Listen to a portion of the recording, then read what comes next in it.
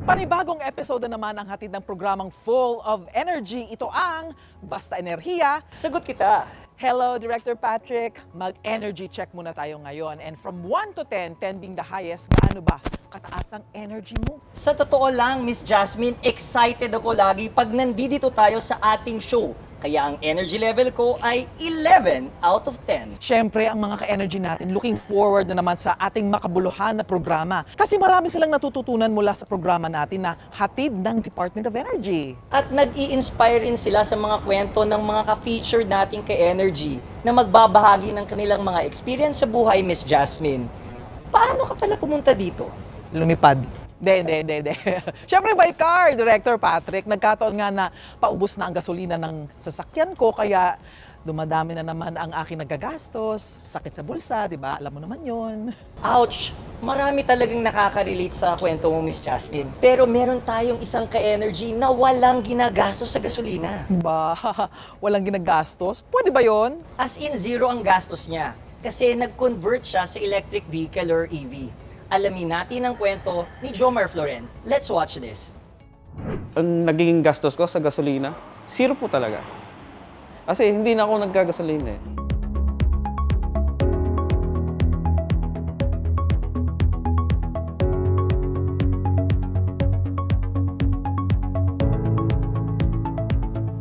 Nung nagka-EV ako talaga, laging pag magdadrive ako, kasama ko yung misis ko, hindi namin ma-imagine talaga na wala kaming cost talaga.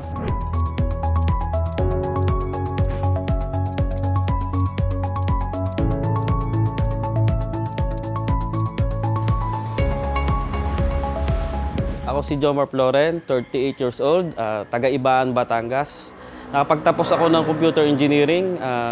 Dating empleyado, ngayon nagninegosyo ako. May 8 akong tindahan, umiikot ako dyan, araw-araw.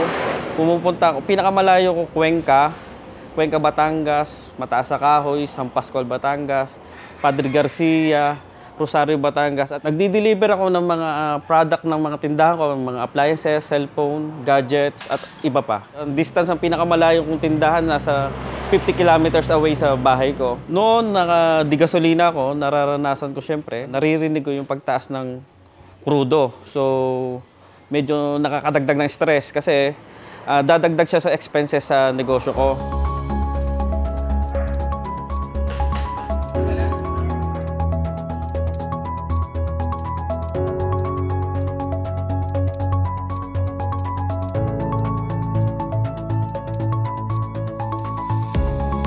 Dati siguro kumukonsumo ako ng 15 to 20,000 per month. Medyo malaki yung nagiging cost ko. So, naisipan kong mag-EV.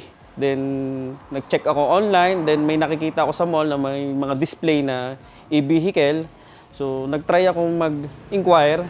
Then, nagpaset ako ng schedule for drive test. Nung araw na yon, nakapag-drive test ako. Dinrive ko siya sa SLEX, sa city driving. Napakasarap i-drive, napakalambot and comfort, sobrang comfort. Compare sa mga traditional nating nabibiling sasakyan, ang laki ng diferensya na sa comfort and ang pinakamaganda yung wala kang cost ng gasolina. Yung asawa ko dati, may 3 akong sasakyan, mga ordinaryong sasakyan, ayaw niya i-drive kasi medyo malalaki. Then, tingin niya nahirapan. Nung nagkaroon ako ng EV, tinry niya, parang gusto niya nang kuhanin at ayaw na ibigay sa akin. Nung masubukan ko yung EV kasi, sobrang kakaiba doon sa una naming sasakyan na ang tigas ng steering wheel. Ito talaga, sobrang suwabe lang na i-drive.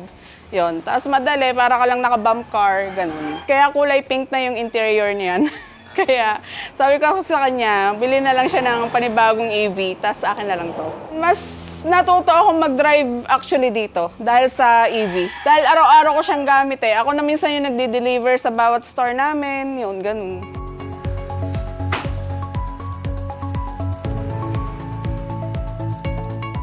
Wow, Direk.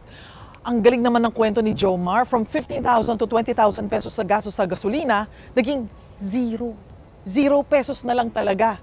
Nako, so malaki talagang tulong ito sa kabuhayan kasi yung pera na nagagastos niya sa gasolina dati, nalalagay niya sa ibang importanteng bagay. Naging matapang si Jomar sa pag-shift niya from ICE to EVs. Tinitignan niya talaga ang options na meron sa merkado. At ngayon, bawas stress na sa kanya ang Yeah. gastos sa gasolina. Kaya everyday na siyang mag-road trip, kahit magnegosyo, okay lang sa kanya.